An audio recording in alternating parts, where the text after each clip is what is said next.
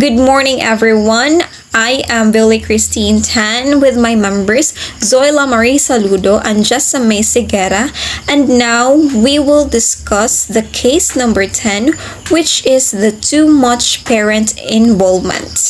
Good day everyone, so I am Zola Marichi Saludo and today we will tackle about the background of too much parents' involvement. Number one, effective principal utilize the school community to enhance programs and build students' relationships. Principal who are successful recognize that the school community is a valuable resource. They don't operate in isolation but actively involve parents, teachers, students, and community members in decision making, program development, and school improvement initiatives. Paul might organize a school-wide survey to gather feedback on curriculum, extracurricular activities, or school climate. They might also create a Parents Advisory Council to provide input on school policies and programs. Two, parents-teacher organization act as a crucial channel for administrators to gather feedback on school performance. Parents-teacher organization provide a structured platform for parents and teachers to communicate with administrators. This allows for open dialogue about school success, areas needing improvement, and potential solution. For example, PTAs might host a town hall meeting where parents can voice concerns about school safety, curriculum changes, or budget allocation. Administrators can then use this feedback to address concern and make informed decisions. Third, administrative interaction with parents and students are vital for success. Effective communication and positive relationships between administrators, parents, and students are essential for a thriving school environment. Open communication fosters trust, transparency, and a sense of shared responsibility for student success. A principal might hold regular meetings with parents to discuss students' programs, address concern, and share information about school events. They may also participate in school activities and events to build relationship with students and their families. Fourth, parent-teacher organization must maintain independence and seek to improve school programs to gain respect. PTA should not be seen as simple rubber stamping administrative decision. They should have their own voice and actively contribute to school improvement by advocating for student needs, suggesting programs enhanced, and holding administrator accountable. A PTA might advocate for increased funding for library sources, purpose new after-school programs, or organize fundraising events to support school initiatives. Number 5, active parents organizations offer a pool of volunteers who can assist in reducing teachers' clear-cut tasks. PTAs can provide a valuable service by organizing and coordinating volunteers who can help teachers with administrative tasks such as photocopying, grading papers, and organizing classroom materials. This frees up teachers' time to focus on teaching and students' interaction. Example, a PTAs might organize a teacher appreciation week where volunteers provide meals, snacks, or classroom supplies to show their support for the teacher. 6. Structured volunteer programs enhance school community relation and showcase educational quality, while organized volunteer programs allow parents and community members to become more involved in the school, fostering a sense of community and share responsibility for student success. It also allows parents to witness firsthand the quality of education and the dedication of the faculty. Example, a school might have a reading buddies program where volunteers read to students, a math tutoring program where volunteers assess students with homework, or a school garden program where volunteers help maintain the school garden. Standard 3. A school administrator is an educational leader who promotes the success of all students by ensuring management of the organization, operations, and resources for a safe, efficient, and effective learning environment. Knowledge. The administrator has knowledge and understanding of, first, theories and models of organization and the principles of organizational development. Second is operational procedures at the school and district level. Dispositions. The administrator believes in, values, and is committed to, first, taking risk to improve schools. Second is trusting people and their judgment. Performances. The administrator facilitates processes and engages in activities ensuring that, first, operational procedures are designed and managed to maximize opportunities for successful learning. Second is confidentiality and privacy of school records are maintained. Standard 4. A school administrator is an educational leader who promotes the success of all students by collaborating with families and community members, responding to diverse community interests and needs, and mobilizing community resources. Knowledge. The administrator has knowledge and understanding of, first, emerging issues and trends that potentially impact the school community. Second is community resources. Dispositions. The administrator believes in, values, and is committed to, first, schools operating as an integral part of the larger community. Second is involvement of families and other stakeholders in school decision-making processes. Lastly, performances. The administrator facilitates processes and engages in activities ensuring that, first, the school and community serve one another as resources. Second is community stakeholders are treated equitably. The factors to consider. First, planning the use of parent volunteers. When planning the use of parent volunteers, it is crucial to conduct a needs of assessment to identify specific tasks where volunteers can contribute effectively. Clearly defining rules, responsibilities, and expectations for parents, volunteers help ensure their understanding and engagement. Providing training and orientation session equips volunteers with the necessary skill and knowledge to perform their roles effectively. Establishing a clear schedule for volunteer opportunities ensure that both volunteers are, and the school can coordinate effectively. Second, communication skills. Effective communication channels should be established for parents, volunteers to receive instruction, updates, and feedback. Encouraging active listening among volunteers foster better understanding and collaboration. Communication should be clear, transparent, and timely to avoid misunderstanding and enhance cooperation. Third, community relation. Engaging parents volunteers with a broader school community foster positive relationship and a sense of belonging. Providing networking opportunities allows volunteers to connect with other parents, teachers, and community members. Organizing community events or activities encourage volunteers' participation and strengthen community ties. Fourth, confidentiality students' information. So maintaining a confidentiality of students' information is essential, requiring volunteers to adhere to data protection policies and laws. Training on the importance of confidentiality and proper data handling is crucial.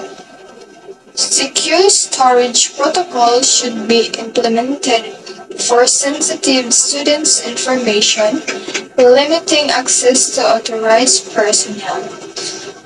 And lastly, interpersonal relationship skills. Team building activities help strengthen relationship among parents, volunteers, and promote camaraderie. Equipping volunteers with conflict resolution skills enable effective management of interpersonal conflicts, fostering a culture of empathy, respect, and understanding creates a supportive and harmonious volunteer environment. So the case is about too much parent involvement. So, kinis sila masi, ano siya, kontento ra ni sa iyang elementary supervisor position until she ran into Dr. Bob, a college classmate at a state curriculum conference. Kini si Bob had recently accepted a position as superintendent of Bayside School District. O to, nagstorya sila. Kinakita mo sila. Yung niya na si Bob na kanang sila, why don't you think about moving to Bayside daw? Kay he heard daw nga nagpasa og resignation letter ang principal sa Bayside. Then kaya nakinumdum daw siya, lihiro siya ng a job. Then si Sheila, wala niya gi-take serious ang gisulti ni Kuan, ni Smiley siya kay na-flatter po siya sa compliment ni Bob. And after 2 weeks, nitawag si Bob, nangutan na nga napag-isipan na ba niya ang offer ni Bob lagi katong about sa principal. Din ningkatawa ra si Sheila kay wa man daw si Jay offer. Besides daw kanang ganahan man siya sa iyang trabaho. Then Sheila and Bob talk on 2 other occasions as summer approach mo to ning summer na. Nakita na po sila. She began to think seriously about leaving her job to become a principal when she learned 3 weeks before the end of the term that her position, along with most of the supervisors in her district, was being eliminated because of budget cuts. Moto, nakauna na siyang bigyan ng trabaho until nahibawan to ni siya. Then, moto ning after ning tawag si Jenny Bob nga niya na si nga, do you still want to interview me for the elementary principal's job? Moto, si Bob was delighted and encouraged her to submit an application. Moto, gipasubmit na si application. Her references and credentials were excellent and she quickly became one of 2 finalists for the leadership position. Motong kay gigam supervisor mo lagi siya sa una. Dali ra dyan nakasold sa motong si sa one of 2 finalists. Motong a panel consisting of teachers and parents from Bayside Elementary, a central office supervisor, and the superintendent conducted Sheila's final interview. She felt that she responded to the panel's question well and made several suggestions about curriculum and teacher evaluation that impressed the committee. They were most receptive to ideas about volunteers and community involvement. Motong one of the reason nga nung nakuha siya as principal kay tungod sa iyang suggestion nga kanang mabalik na ang volunteers at community involvement sa Bayside Elementary School. Motong, she was not surprised when Bob called the next day to tell her she had the job. Motong, kanang wala dyan na surprise nga nakuha siya kay I know siya kay boss isang kagalingon lagi nga she did well man sa interview. Then moto ning tawag si Bob nga anang mo lagi to reason nga nung nakuha siya sa as principal kay tungod na lipay ang parents o teacher nga mabalik na ang community involvement of volunteers sa school. Then Sheila promised that she would rent her home and move to an apartment in Bayside within 2 months. Divorced, she only had to persuade her daughters, both of whom attended the state university, that she had been offered a position she had always wanted. Then she moved to Bayside and was pleased with the warm reception she received. Parents and teachers stopped by to give her their best wishes as the first day of school approached. Mo to nalipay dyan ang parents nga o teacher nga si ang na principal kay tungod lagi itong si suggestions. Then the year began with Sheila holding meetings with groups of parents and teachers to talk about improving curriculum and to address their concerns. The PTA was especially helpful. Its president, Marjorie Thompson, kini si Marjorie Thompson, man ilang PTA president, was Sheila's most ardent supporter. Motong one day, diri nag-start ang kanang sa case, katong si Mrs. Thompson, ay Miss Marjorie Thompson, ning ngadto sa office ni principal ni Sheila Masi, nga ni-ask og permission kay nangutan ako ng volunteers nga pwede na ba kuno sila mo na ijaki ka na. Marjorie settled into a chair opposite Sheila's desk. Moto, several mothers want me to ask you if you could use a few volunteers to help out during the day. Moto, giingon ni Miss PTA President si Marjorie Thompson nga pwede na ba i-allow ang volunteers during the day. Motong niya na si Miss Principal nga yes, nalipay po si Principal kay kanang lagi makukuha ng trabaho sa kuan. Niya na si Principal nga, that would be great. I'm sure the teachers would appreciate having volunteers to handle some of their paperworks. I think we could let them work in the faculty lounge. That's a central location and teachers would know where to find help. They need it. Ang mga volunteers gipastay ni Miss Principal sa faculty lounge kay aron dali ra pangitaon sa mga teachers if they need it. Then moto nalipay po si Marjorie, nalipay po si kanang Miss Principal about ito nga kuan. Moto ni Ana ning left. Marjorie left and Sheila returned to the budget, believing she had made a wise decision and one that certainly would help to restore the community's confidence in Bayside Elementary School. During the next 5 weeks, Sheila noticed a marked increase in the number of parents on the campus. Many of them made copies for teachers, decorated bulletin boards, and provided tutorial services to children having difficulty in class. But several volunteers didn't seem to have much to do and remained in the lounge kay tungod riguro sa kadaghan mong ang uban wa nagipang buhat. Mana ni, Sheila's first hint of trouble came when naka-receive si Ja og tawag gikan sa parents sa 3rd grade nga ijang anak daw gisugsog sa classmate nga gamay ra kuno score sa math test. Motong nahibong si Miss Principal nga nung nakaibaw ijang classmate sa ijang scores kay di ay ang nag-check ato ang volunteers ato classmate sa Bobby katong gisugsog ang 3rd grade student. Motong sa papel din gisulti siguro sa ijang anak ang mga scores. Motong nakaibaw ijang anak, motong gisugsog si Bobby kay gamay kunog score sa math grade. Motong gistorya ni Jessie gistorya ni ang teacher ni Bobby nga i-discontinue na ang pag-allow sa volunteers sa mag-grade o paper kay arong ma-avoid ay nga ng issue. Tit mo to nag-hope ra pud si Miss Principal nga na-resolve ra to nga problem. Then after anang issue, a few days later, 3 teacher came to Sheila's office with worried expression. She sat with them around a small conference table in the corner of the room. Tanong-tana si Miss Principal na unsa na pod. Motong nagtinanaway po ito pero mga tulo ka teachers din. Si Mrs. Thornton, mga natong nisulti si Ja, 4th grade teacher. Niya na si Ja nga, Miss Masi, we know you work hard to gain public support for the school.